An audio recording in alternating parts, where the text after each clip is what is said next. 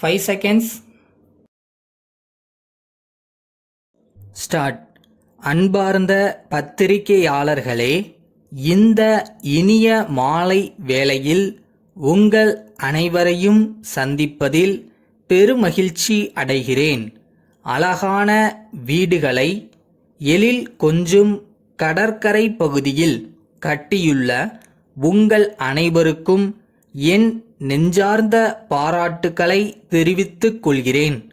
அரசு மானியம் மற்றும் கூட்டுறவு வீட்டு வசதி சங்கம் அளித்த கடன் உதவி ஆகியவற்றுடன் இணைந்த உங்களின் கடுமையான உழைப்பே இந்த இனிய இல்லங்கள் உருவாக உறுதுணை புரிந்துள்ளன என்பதில் ஐயமில்லை.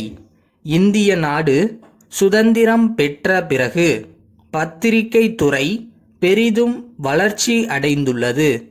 மக்களாட்சி முறையில் அரசியல் அமைப்பு சட்டத்தில் உறுதி செய்யப்பட்டுள்ள உரிமைகளை சுட்டிக்காட்டும் பெரிய பொறுப்பு இத்துறைக்கு உண்டு. சட்டமன்றம், நீதிமன்றம், ஆட்சி மன்றம் ஆகிய மூன்றும் ஜனநாயகத்தின் அங்கங்கள் எனப்படும். அவைகள் திறமையுடன் செயல்பட துணை நிற்கும். நான்காவது அங்கமாக விளங்குவது பத்திரிகை துறை என்று குறிப்பிடுவது பொருத்தமுடையதாக உள்ளது என்றே கருதுகிறேன். பேச்சுரிமை, எழுத்துரிமை, சமூக நீதி உரிமைகள் பற்றிய விவரங்களை எடுத்து கூறவும் அவற்றை அடைய அணுக வேண்டிய வாயில்கள் குறித்தும் பாரபட்சமற்ற முறையில் வழிகாட்டுவது உங்களின் தலையாய கடமை என்பதை நினைவூட்ட விரும்புகிறேன்.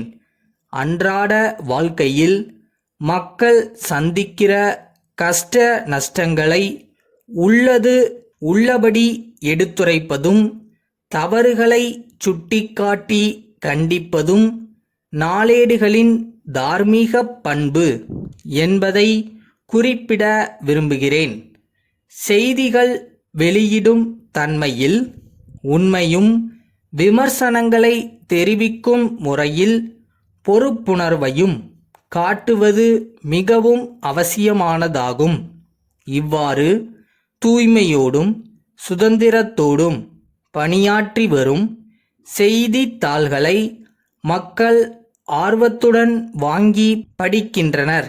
ஒவ்வொரு பத்திரிகையும் தான் வகுத்து கொண்ட கொள்கைக்கேற்ற கண்ணோட்டத்தில் அரசின் கொள்கை அல்லது செயல்பாட்டை விமர்சனம் செய்யலாம். ஆனால் உண்மையான வகையில் செய்திகளை அளிக்க வேண்டியது இன்றியமையாததாகும். ஜனநாயகத்தின் முறையான செயல்பாட்டிற்கு உறுதுணையாக அமையும் ஒரு உயிரோட்டமுள்ள பத்திரிகை துறையே நாட்டை முன்னேற்ற பாதையில் அழைத்து செல்ல இயலும். பத்திரிகை தொழில் என்பது ஒரு வித்தியாசமான தொழில் ஆகும். அதன் திறன்களை ஒரு குறிப்பிட்ட அளவுதான் கற்க முடியும். அதற்கு மேல் அனுபவம் மூலமே அறிய இயலும். தமிழக பத்திரிகையாளர்களுக்கு ஒரு பெரும் பாரம்பரியம் உண்டு. புகழ்பெற்ற தலைவர்கள் இந்த தொழிலில் பணியாற்றி உள்ளனர். பத்திரிகை தர்மத்தின் உயரிய தர கோட்பாடுகளை அவர்கள் பின்பற்றி மக்களின் சமூக உணர்வுகளை சீர் செய்து தேவையற்ற கிளர்ச்சிகளையும் போராட்டங்களையும் தவிர்க்க பாடுபட்டனர். அவர்களின் வழியை பின்பற்றி சமுதாயத்தில் வளமான ஜனநாயக மரபுகளை உண்டாக்க உதவிகரமாக செயல்பட வேண்டும். உங்களின் விமர்சனங்கள் உண்மையின் அடிப்படையில் அமைந்த ஆக்கப்பூர்வமான விமர்சனங்களாக அனைவரும் வரவேற்கும் வகையில் இருக்க வேண்டும் எனக் கூறி என் உரையை நிறைவு செய்கிறேன். சென்னை தங்கமணி தேயிலை விற்பனை நிலைய அலுவலர், நீலகிரியிலுள்ள தமிழ்நாடு தேயிலை தோட்டக் கழக மேலாண்மை இயக்குனருக்கு எழுதும் கடிதம். அன்புடையீர், தங்கள் 6/6/1998 தேதியிட்ட கடிதம் கிடைத்தது. எங்கள் நிறுவனம் கடந்த 10 ஆண்டு காலமாக தேயிலை தூள் வியாபாரத்தில் ஈடுபட்டுள்ளது. 7 தனியார் நிறுவனங்களுடைய சென்னை மாவட்ட முகவராக செயல்பட்டு வருகிறோம்.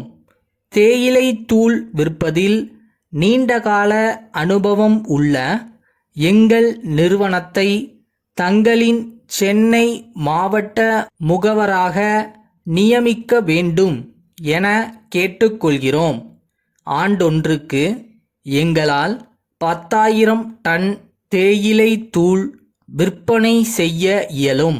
தங்களால் அனுப்பி வைக்கப்படும் சரக்குகளுக்கு 30 நாளுக்குள் பணம் செலுத்திவிடுவோம் என்று உறுதியளிக்கிறோம். தங்களின் சரக்கு குறித்த விழிப்புணர்வை மக்கள் மத்தியில் ஏற்படுத்த உதவிடும் வகையில் பரீட்சார்த்த அடிப்படையில் விற்பதற்காக 1 டன் தேயிலை தூள் உடனடியாக அனுப்பி வைக்குமாறு கேட்டுக்கொள்கிறேன். இதற்கான காசோலை இணைக்கப்பட்டுள்ளது. தங்கள் ஒத்துழைப்புக்கும் ஆதரவுக்கும் எங்களுடைய நிறுவனம் கடமைப்பட்டதாக இருக்கும் என தெரிவித்துக் கொள்கிறேன். தங்கள் நம்பிக்கையுள்ள. ஒரு முறை தோத்ததுக்கு அப்புறமும் தன்னம்பிக்கையோட தைரியமா எந்திரிச்சு நின்று அடுத்து ஜெயிக்கிறதுக்காக ஓடுறான்ல, அவன் ஒவ்வொருத்தவனும் மாவீரன் தான். நீங்க எப்படி